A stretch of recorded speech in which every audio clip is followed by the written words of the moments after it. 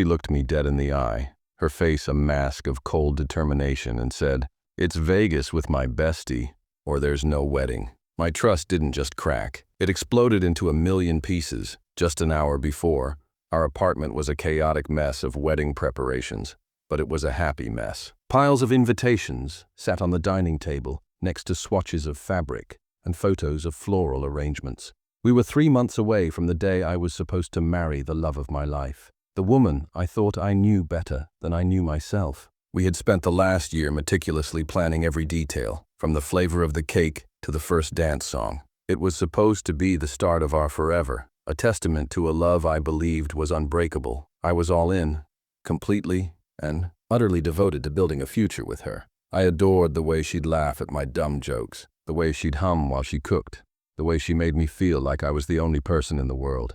Our life together felt perfect, a dream I was finally living. But dreams have a funny way of turning into nightmares when you least expect it. The foundation of any marriage, of any real relationship, is trust. It's the invisible thread that holds everything together. Without it, you have nothing. I thought our thread was a steel cable, strong enough to withstand anything. I never imagined she would be the one to hold a pair of scissors to it, threatening to sever it completely over something so reckless, so disrespectful. A trip to Las Vegas with her male best friend. It sounds like the setup to a bad joke, but this was my reality, and in that single devastating moment, the entire future I had envisioned with her became tainted with doubt and betrayal. We were sitting on the couch, a spreadsheet of vendor payments open on my laptop, when she brought it up. Her tone was casual, almost breezy, which made the words that followed even more jarring. "So, Alex and I were thinking of heading to Vegas for a few days before the wedding," she said, not looking up from her phone. I paused, my finger hovering over the keyboard. Alex was her childhood best friend, a guy I'd never been able to stomach. He was the perpetual party boy, the kind of person who seemed to thrive on chaos and poor decisions. He'd always treated me with a thin veneer of politeness that barely concealed his condescension, as if I were some temporary obstacle in his and her lifelong bond. I'd voiced my discomfort about him before, how his influence seemed to bring out a reckless side of her, but she always brushed it off, telling me I was being insecure. "Vegas?" I asked, trying to keep my voice even. "Isn't it a little late for a bachelor or bachelorette party? We agreed to do a joint one next month." She finally looked at me, a slight frown on her face. "It's not a bachelorette party. It's just a trip, a last hurrah before I'm tied down." The phrase "tied down" hit me like a physical blow. Is that what marriage was to her? A chain? A last hurrah with him? I pressed, the knot in my stomach tightening. "Why with him? And why now, so close to the wedding?" Her defensiveness flared instantly. "Why does it matter? He's my best friend. We've been planning a trip like this for years. It's the perfect time." No, it was the worst possible time. It felt like a massive red flag being waved directly in my face. Vegas is a city built on temptation and bad judgment, and sending my fiancée there with a guy who I knew didn't respect our relationship felt like a disaster waiting to happen. I tried to explain this to her calmly, to make her see my perspective. I told her it wasn't about control. It was about respect for our commitment, for the vows we were about to take. I told her it made me deeply uncomfortable, that it felt like she was prioritizing a wild weekend with him over my feelings and the sanctity of our engagement. I thought she would understand. I thought the woman I loved would hear the genuine hurt and anxiety in my voice and reassure me.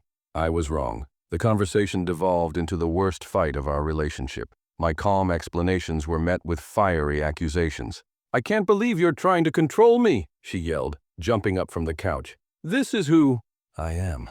I'm not going to stop having a life just because we're getting married." Her words were like daggers. "This isn't about you having a life," I shot back, my own voice rising to match hers. "This is about making a reckless and disrespectful decision right before we commit our lives to each other. It's about you wanting to go to Sin City with a guy who still calls you his one that got away." That was the unspoken truth that always lingered in the air whenever he was around. His jokes were never just jokes. His lingering hugs were never just friendly. He was in love with her, and either she was completely blind to it, or she enjoyed the attention. My fiancé choosing to go on a trip with him to the one city where inhibitions go to die felt like a deliberate act of defiance, a test of my boundaries. "You're just jealous," she screamed. "You've always been insecure about my friendship with him, and it's pathetic. I refuse to be with a man who doesn't trust me. The hypocrisy of that statement was staggering. "Trust?" yelled, throwing my hands up in exasperation. "Trust is a two-way street. How can I trust you when you're actively choosing to put yourself in a compromising situation and completely disregarding my feelings about it?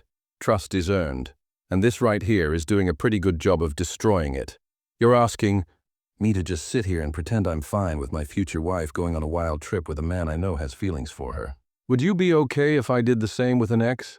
Her face twisted in anger. She knew she had no logical ground to stand on, so she reached for the nuclear option. She decided to turn it from a fight about a trip into a battle for our entire future. Her voice dropped, becoming terrifyingly calm. "This trip is happening, Ryan," she said slowly, her eyes boring into mine. "It's important to me." I stood there, speechless, my heart hammering against my ribs. The sheer audacity of her stance, the complete lack of empathy for my position, was astounding. It wasn't a discussion anymore.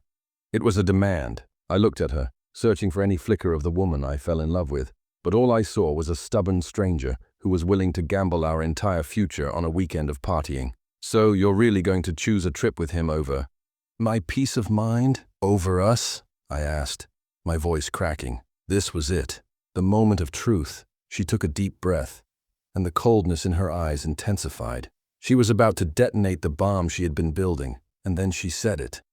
The words that would forever be burned into my memory. "It's Vegas with my bestie, or there's no wedding." The ultimatum hung in the air, sucking all the oxygen out of the room. It was so much more than a threat. It was a revelation. It revealed her true priorities.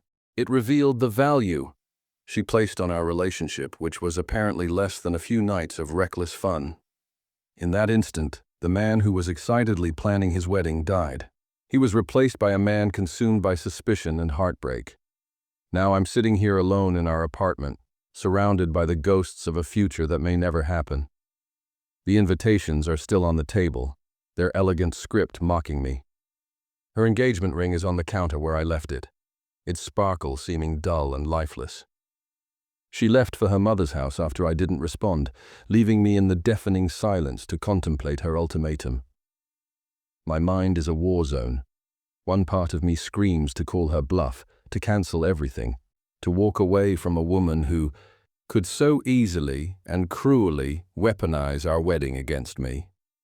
It tells me that if she's capable of this now, what other ultimatums will there be down the road? What other lines will she cross?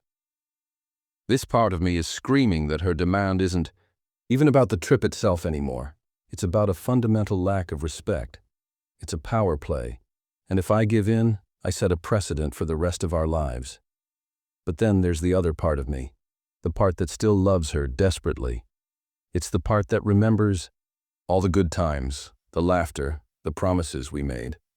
It whispers that maybe I'm overreacting, that maybe this is just pre-wedding jitters manifesting in a terrible fight. It begs me to just swallow my pride, let her go, and save the relationship we've built.